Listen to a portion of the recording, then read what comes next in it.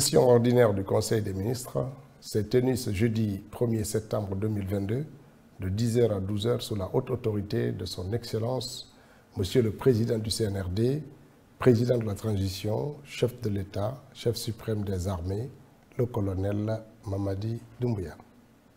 Les points suivants étaient inscrits à l'ordre du jour. Message de son Excellence, Monsieur le Président de la Transition, compte rendu de la session ordinaire du Conseil interministériel du mardi 30 août 2022, décision du Conseil des ministres, divers. Message de son Excellence, Monsieur le Président de la Transition. Son Excellence, Monsieur le Président du CNRD, Président de la Transition, chef de l'État, chef suprême des armées, le colonel Mamadi Doumbouya, a principalement porté son message sur l'organisation de la Coupe d'Afrique des Nations 2025. Par décret 2/2022, 401 PRG, du 29 août 2022, le président de la Transition a déclaré le programme d'organisation de la 35e édition de la Coupe d'Afrique des Nations, Guinée 2025, d'intérêt national et prioritaire, en le plaçant sous l'autorité de la présidence de la République. Par ce acte, le chef de l'État a informé le Conseil d'avoir engagé sa responsabilité ainsi que celle de l'ensemble du gouvernement. Aussi, le président de la Transition a indiqué que le peuple de Guinée étant un peuple fier, panafricain, qui a toujours relevé les grands défis et par conséquent engagé à travers cet acte devant l'histoire. Le chef de l'État a affirmé avec conviction que la Coupe d'Afrique des Nations se fera en Guinée et en 2025. Pour le président de la Transition, la matérialisation de cette volonté nationale passe par l'implication de chaque ministre en tant que membre du gouvernement. À ce titre, le président de la Transition a demandé l'adhésion et l'implication de nos concitoyens. Le chef de l'État a instruit le Premier ministre à prendre toutes les dispositions afin que notre pays soit au rendez-vous de cet événement continental. Compte rendu du Conseil interministériel. Monsieur le Premier ministre, chef du gouvernement, a entamé sa communication en s'articulant sur 4 points. L'organisation de la CAN 2025 en Guinée, la signature des contrats de performance avec les départements, la vulgarisation du rapport des assises nationales, le samedi de l'assainissement. L'organisation de la CAN 2025 en Guinée. Le chef du gouvernement a informé le Conseil que le président de la Transition, le colonel Mamadi Doumbouya, a pris le lundi 29 août 2022 3 importants décrets qui viennent donner un coup d'accélérateur à l'organisation de la Coupe d'Afrique des Nations en 2025 en République de Guinée. Le Premier ministre a rappelé au Conseil que le premier décret du chef de l'État érige l'organisation de la CAN 2025 au programme d'intérêt national et prioritaire. En outre, il a informé que le comité d'organisation, le COCAN, placé sous l'autorité du président de la Transition, est chargé d'une mission d'intérêt public temporaire et jouit d'une autonomie de gestion administrative et financière. Aussi, le chef du gouvernement a rassuré le Conseil que dans le deuxième décret du président de la Transition, une décision a été prise quant au transfert de crédit pour supporter les dépenses de fonctionnement du COCAN exercice 2022. Le Premier ministre a expliqué le contenu du troisième décret du président de la République qui relate la création d'un comité interministériel d'orientation de la CAN Guinée 2025, la COMIOR CAN 2025, en charge des directives relatives à l'organisation de la Coupe d'Afrique des Nations de football 2025, qui est présidé par lui-même. Selon le chef du gouvernement, le dit comité est chargé particulièrement d'assurer la coordination des interventions des administrations et des partenaires, d'examiner et d'orienter toutes les questions dépassant les compétences du ministère des Sports et du COCAN, et de soumettre à la décision du Conseil des ministres de concevoir un portefeuille de projets, de rechercher des financements et des partenaires dans le cadre de l'exécution des projets identifiés en lien avec les administrations concernées. Le Premier ministre a salué l'engagement avec toute la force qui sied le pragmatisme et la détermination du président de la transition à faire franchir la Guinée cette étape historique dans la réalisation de ce projet.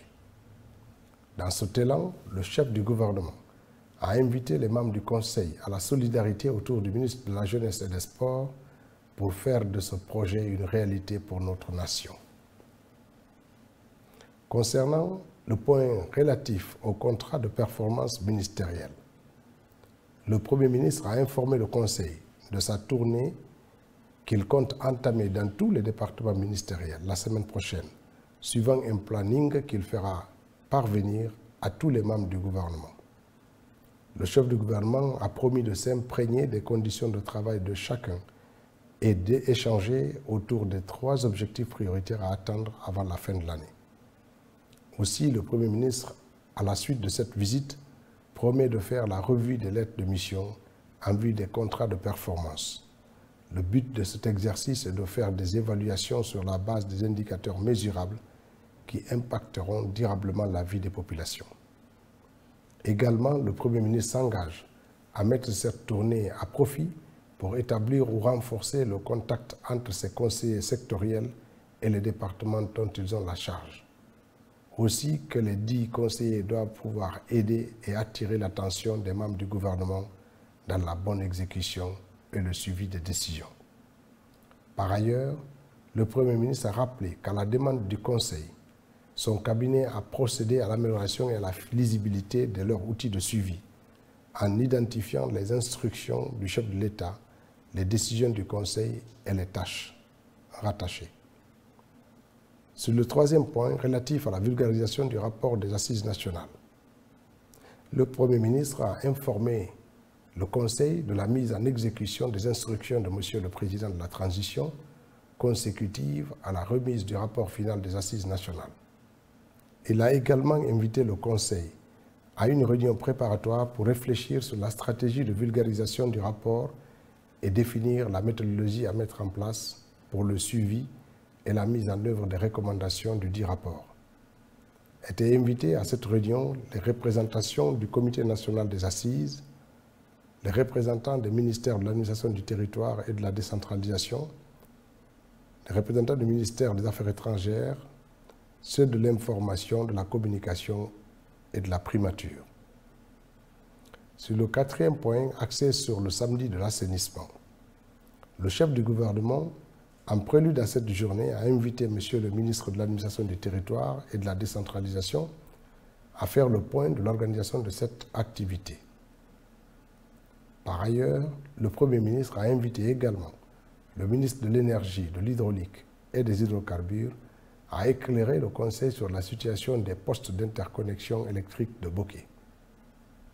Sur le volet communication, le ministre du Budget a fait une communication relative à la présentation du projet de loi de finances rectificative 2022. Décision. Ministère du Budget. La communication relative à la présentation du projet de loi de finances rectificative 2022. Le Conseil a validé le projet de la loi rectificative présenté par le ministre du Budget et donné 2 recommandations. Le Conseil a invité le pôle financier du gouvernement d'instruire au directeur administratif et financier et au contrôleur financier de veiller à faciliter le relèvement du mécanisme de décaissement des fonds, tout en effectuant les dépenses publiques dans les règles de l'art. Aussi, le Conseil a instruit le pôle financier du gouvernement de dégager les dépenses d'investissement pour le financement des projets publics identifiés lors de l'immersion gouvernementale. Divers. Le président de la transition a tenu à préciser qu'en dépit de l'importance de l'an 1 de la prise de responsabilité du CNRD en vue de la refondation de l'État, le lundi 5 septembre 2022 ne sera pas férié. Il a instruit par la même occasion le Premier ministre à prendre toutes les dispositions en coordination avec le CNRD pour réserver à ce jour un éclat tout particulier.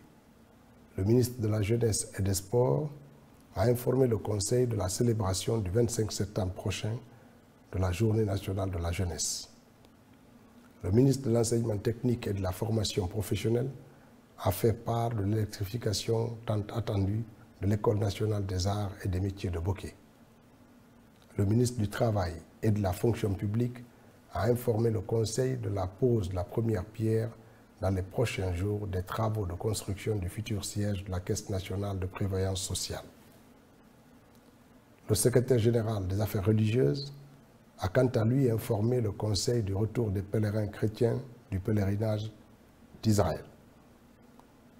Le ministre de la Justice et des Droits de l'Homme a informé le Conseil de sa prochaine mission à Genève en tant que représentant de l'État guinéen pour l'examen périodique universel des droits de l'homme. Conakry, le 1er septembre 2022, le Conseil des ministres.